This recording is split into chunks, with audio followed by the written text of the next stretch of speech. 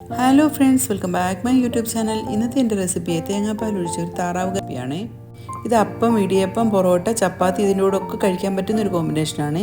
Channel ഇഷ്ടമായാൽ ഒന്ന് like ചെയ്യാനും ഷെയർ ചെയ്യാനും സബ്സ്ക്രൈബ് ചെയ്യാനും മറന്നു പോകരുതേ.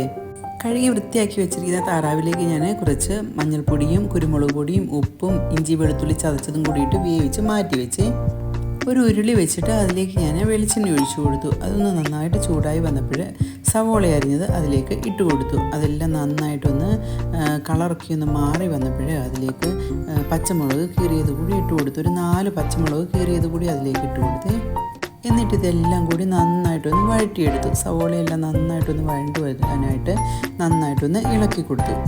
അതിനുശേഷം അതിലേക്ക് ഒരു പഴുത്ത ടൊമാറ്റോ കൂടി കട്ട് ചെയ്തത് ഇട്ട് കൊടുത്തിട്ട് നന്നായിട്ടൊന്ന് മെൽറ്റാക്കി ഇളക്കി കൊടുത്തു.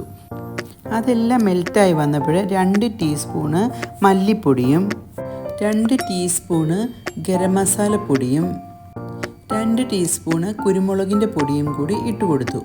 2 ടീസ്പൂൺ പെരിഞ്ചീരകം എടുത്ത് അതുകൂടി ഒന്ന് ക്രഷ് ചെയ്തിട്ട് അതും കൂടി ഇട്ട് കൊടുത്തു.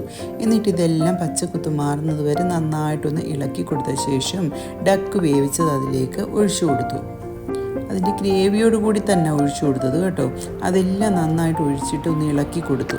ഇതെല്ലാം നന്നായിട്ടൊന്ന് ഇളക്കിയതിന് ശേഷം അതിലേക്ക് ആവശ്യത്തിനുള്ള ഉപ്പ് കൂടി ഇട്ട് കൊടുത്തു.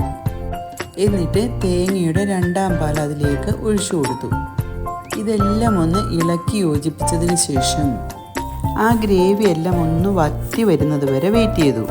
എന്നിട്ട് 1 ടീസ്പൂൺ ഗരം മസാലയും കൂടി ഇട്ട് കൊടുത്തു. അതിലേക്ക് വീണ്ടും അതെല്ലാം ഒന്ന് ഇളക്കി യോജിപ്പിച്ചതിന് ശേഷം തേങ്ങയുടെ 1ാം പാല് കൂടി അതിലേക്ക് ഒഴിച്ചു കൊടുത്തു. എന്നിട്ടിനി അത് തിളയ്ക്കാൻ പാടില്ല കേട്ടോ. അത് നന്നായിട്ടൊന്ന് ചൂടായി വരാനേ പാടുള്ളൂ. ഇതെല്ലാം ഒന്ന് ഇളക്കി കൊടുത്ത് നന്നായിട്ടൊന്ന് ചൂടായി വന്നപ്പോൾ അതിലേക്ക് കുറച്ച് കറിവേപ്പില കൂടി വിതറി കൊടുത്തു. കറിവേപ്പിലയും വിതറിയതിന് ശേഷം ഫ്ലെയിം ഓഫ് ചെയ്തു. എന്നിട്ട് അടച്ച് കുറച്ച് നേരം വെച്ചു. എന്നിട്ടാണ് സെർവ് ചെയ്തത്. നല്ല അടിപൊളി ഡക്ക് കറി അങ്ങനെ റെഡിയായി. എല്ലാവരും ഇതൊന്ന് ട്രൈ ചെയ്ത് നോക്കിയിട്ട് എങ്ങനെയുണ്ടെന്നുള്ള കമൻറ്റിലൂടെ ഒന്ന് അറിയിക്കണേ. എൻ്റെ ചാനൽ ആദ്യമായിട്ട് കാണുന്നവരാണെങ്കിൽ ഒന്ന് സപ്പോർട്ട് ചെയ്തേക്കണേ. സബ്സ്ക്രൈബ് ചെയ്യുകയും ലൈക്ക് ചെയ്യുകയും ഷെയർ ചെയ്യുകയും ഒക്കെ ചെയ്യണേ.